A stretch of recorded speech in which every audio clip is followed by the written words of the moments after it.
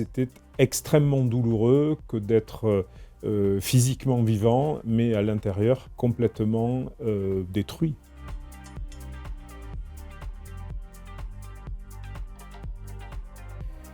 J'ai été victime d'un accident vasculaire cérébral en pleine nuit qui m'a réveillé, j'ai vomi partout, j'ai rampé par terre et j'ai appelé le 15 pour qu'on vienne m'aider.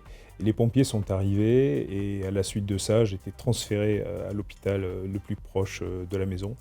Après, à Bordeaux, où je suis tombé dans le coma, où il y a eu une opération neurochirurgicale pour me sauver la vie et le pronostic vital était engagé et en plus de cela, on donnait à mes parents peu de chance sur les perspectives d'avenir.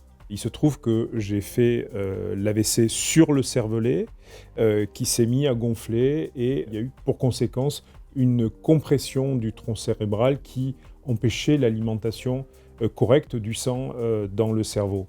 Donc il fallait agir très très vite parce que suivant l'importance de la compression, j'étais à 2 doigts de la mort cérébrale.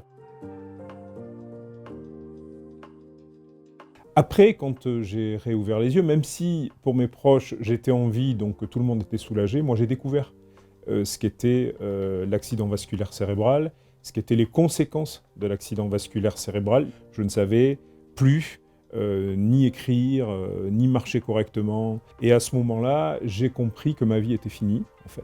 Et qu'à 43 ans, il fallait que je raye tout ce que j'avais vécu pour envisager la vie d'après.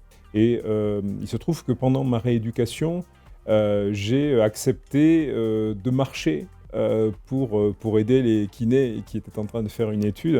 Et je suis parti marcher jusqu'à Saint-Jacques-de-Compostelle. Et pendant ces 1143 kilomètres, j'ai découvert la vie, en fait. À un moment donné, il y avait des Français et il y en a une qui a dit en pleurant « C'était formidable ce qu'on a vécu et maintenant, il faut qu'on retourne dans la vraie vie ».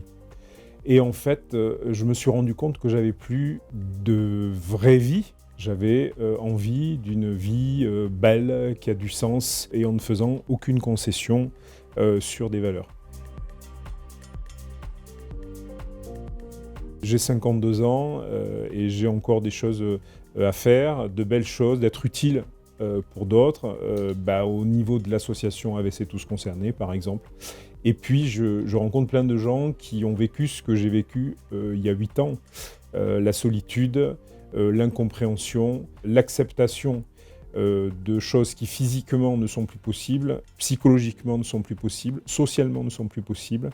Et j'ai réussi à m'en sortir. Donc je veux les aider à leur faire prendre conscience que le soleil brille malgré tout et qu'il y a des possibles.